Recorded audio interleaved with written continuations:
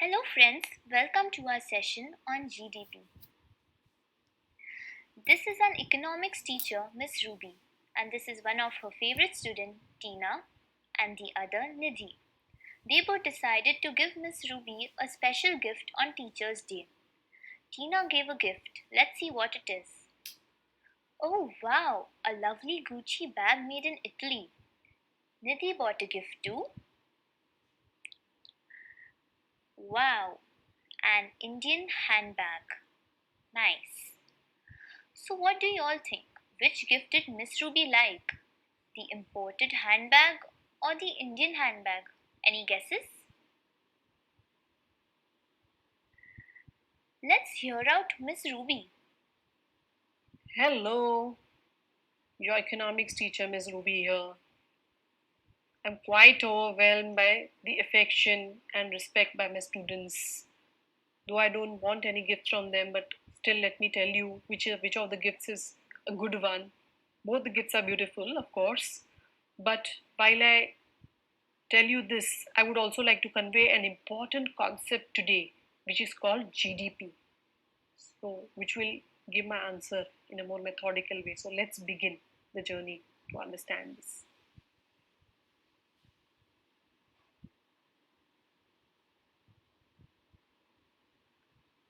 The full form of GDP is gross domestic product. Simply put, GDP is the total market value of all the goods and services produced by a country. So, whatever is produced in a country, all the goods across and the services, if you total them, it is called GDP. So, what happens when we buy imported goods? The value of same does not get included in the GDP of our country, but it gets included in the GDP of the country which has produced it. Okay, similarly for service. So while Tina gave me an imported handbag, a beautiful one, it got included in the GDP of Italy because it's made in Italy and not in the GDP of her own country, India. Whereas Nidhi has bought me a lovely bag as well, which is made in India.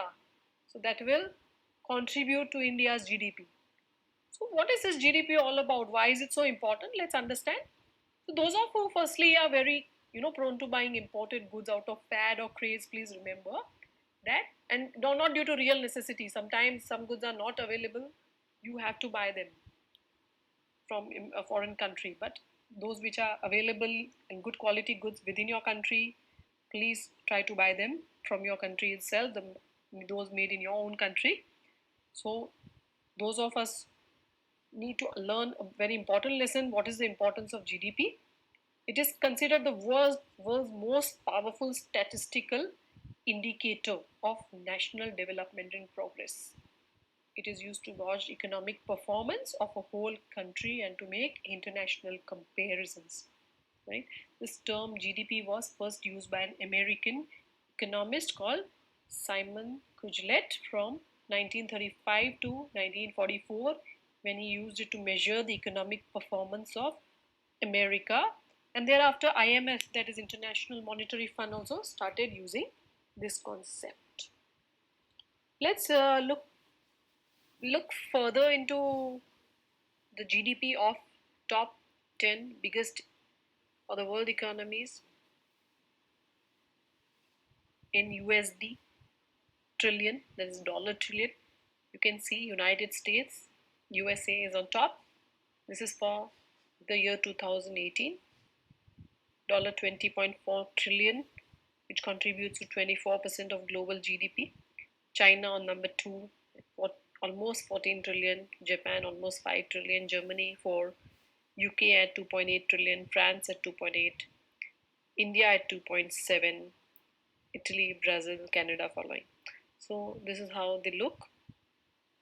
So it's up to you and me, each one of us, that to which country's GDP we actually contribute. Let's look at various approaches and definitions of this word GDP. We have seen it practically though. Let's look at some theory around this.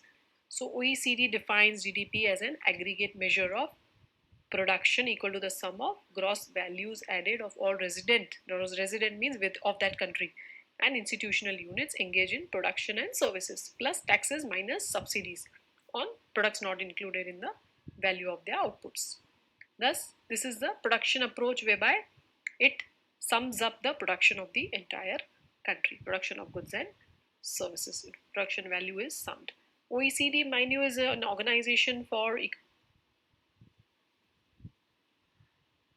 economic cooperation development, founded in 1961, and this is an intergovernmental organization to support the economic activities across the globe. It has 37 member countries approx, represented by various developed nations across the globe. Another, let's see the next one, that is IMF, International Monetary Fund. Publication states GDP measures the monetary value of final goods and services that are bought by the final user, produced in a country in a given period of time, say a quarter or a year. This is the expenditure approach, meaning the expenditure is summed up, expenditure of the country. We will look at this approach in detail in the coming slide, very important one.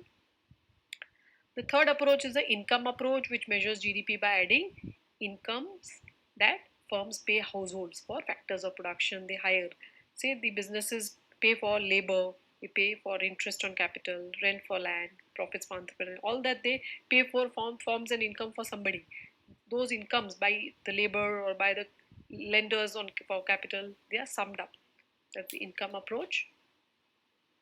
The result by all the three approaches will be almost the same with some minor measuring errors. The businesses, why they use this GDP, let's understand. They use it as a guide to decide how best to expand or contract their production and other business activities, because they need to take business decisions.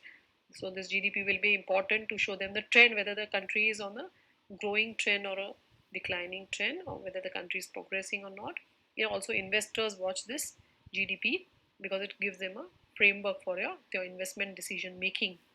GDP can be broken down into contribution of each sector or each industry to the economy, so that you know which sector is doing good and which is not doing good, because all will not go at the same pace as far as GDP is concerned.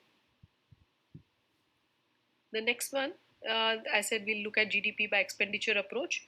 This is equal to C plus I plus G plus X minus M.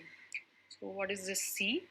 C is nothing but this is the largest component firstly of GDP. This is nothing but your consumption by each one of us, you and me, consisting of private expenditures in the economy called, say, household final consumption, you call it.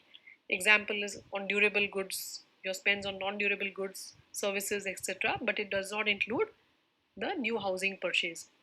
So where does that go? The new housing goes in the next section, which is the I, investment section, which say includes business investment firstly in equipment, machinery, etc. But it does not include exchange of assets, because in exchange nothing new comes into play. So new mine or a new machinery or a new software, and spending by households, right, not government, on new houses is also included here. Not government, then where does government go? That goes into the next one, that is G. Government spending is the sum of government expenditures on final goods and services. It includes the salaries of public servants, purchases of weapons for military, and any investment expenditure by a government. X represents exports, gross exports. GDP captures the amount. Why? Because when a country produces, for other countries, for the export to other countries, it is its domestic production finally. Who consumes it is not important. So therefore exports are added. M represents imports, and these are subtracted since the imported goods will be included somewhere in the top three, there is G, I or C, and therefore they are also deducted for the reason they should not be double counted, and because secondly they are the foreign supply and not domestic. Let's look at the types of GDP, very important again. The economists usually represent GDP in four ways. One is, the most important is real GDP. Why? Because it eliminates inflation from your working. Because today if you had to buy something for 10 million rupees or dollars, say, tomorrow you will buy for 11 million, but that may be an inflationary rise, there may be no real growth. So if inflationary rise is eliminated to work out the real GDP. Second one is the nominal GDP.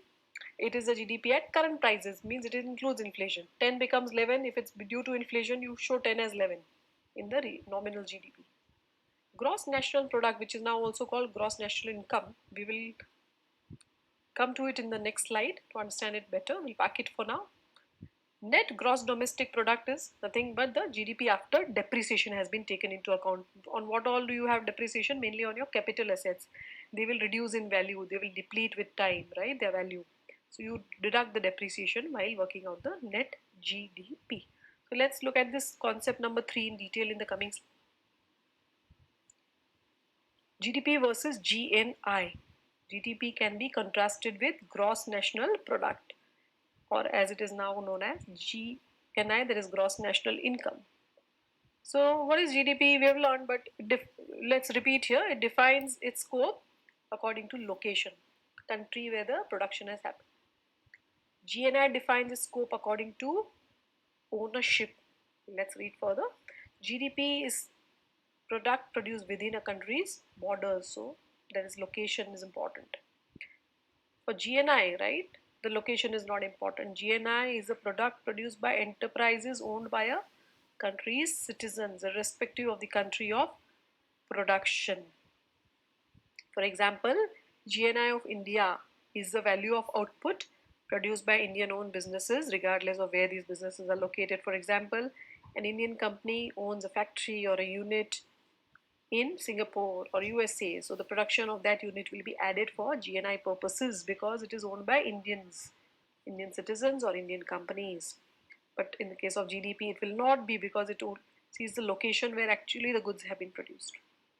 Thus, GNI equals to GDP plus income receipts from the rest of the world. Why will you receive money? Because of your units abroad will remit that money here because you own them. So plus the income received from these units minus the income paid to rest of the world will be similarly people, other citizens or other corporates non-resident in India own units in India. Those will be subtracted from your GNI. But they are definitely there in your GDP because the production has happened in India irrespective of ownership in case of GDP. For GNI you see the ownership. Thus in a global context what will happen? GDP is also production, GNI is also all the production summed. So these two terms will merge because at a global level it does not matter, the location does not matter, the ownership does not matter. You have to just sum up the production of the entire world. Therefore, you always say that in global context, the word GDP and GNI are equivalent terms. Another important concept we must know is GDP per capita. Some countries have a very big GDP because of a larger population, because more and more people and more spends. So how to really see it? So GDP per capita is a better way to compare GDP between the countries because it will divide GDP by the number of residents, that is GDP divided by a population, and thus it measures the country's standard of living, that how much each person can spend on an average in a year, and hence it is also called mean standard of living. Very important measure. Another concept arguably more useful is GDP per capita at purchasing power parity, because for example what you pay for a loaf of bread in the US is much different for a similar loaf of bread in say any other country, say India or any other country. So to eliminate this disparity between the purchasing power of various nations, we always do GDP per capita at purchasing power parity. This concept eliminates the disparity. So therefore we will see this concept some other time, but this is an important concept. In some other session we will cover, not covered here. So let's look at GDP per capita in US dollars of 2019. I've ranked based on the highest to lowest, first top 15. GDP per capita of 2019 projected, and also you can see 17 there. Let's see the 19 one. Luxembourg is on the top, 1,19,000 US dollar. This is the spend per capita, GDP per capita in US dollar. Norway 86,000, Switzerland 83,000, Ireland, Iceland and all following. So I think that's a big list. Top 15 only I put here. GDP per capita of India is about US dollar 2100, nowhere on these ranks. You see, let's see some of the limitations of GDP. One of the biggest criticism it has got is it does not count environmental costs. For example, price of plastic is low because it does not include the cost of pollution, right? really creates a huge amount of pollution. Eliminating that is really costly. So GDP doesn't measure how these costs impact the well-being of a society. The qualitative factor is missing, and some of the economists have been arguing in favor of giving ranks to the well-managed societies, the well-maintained societies on pollution front, because it improves the standard of living when these environmental factors are taken into account. Another important criticism is that it does not include unpaid services, like leaves out childcare, unpaid volunteer work, and all, because of which the services of the economy are undervalued, because these services are important to bring in the quality of life within an economy. Most important, the last limitation, it does not count the shadow or black economy. It underestimates those economies in which these kind of outputs, the illegitimate income streams are high. So in those cases, the economic output or GDP is underestimated, and these products are also not taxed, so they don't even show in government records, and one can only estimate them, and nobody can accurately measure this kind of an output. I hope, friends, this session has been useful for you guys. So, my answer is that yes, I like an Indian bag more than the imported one. Buy Indian, live Indian, make in India, use Indian products, improve our GDP. Thank you guys for patient listening. Goodbye, signing off.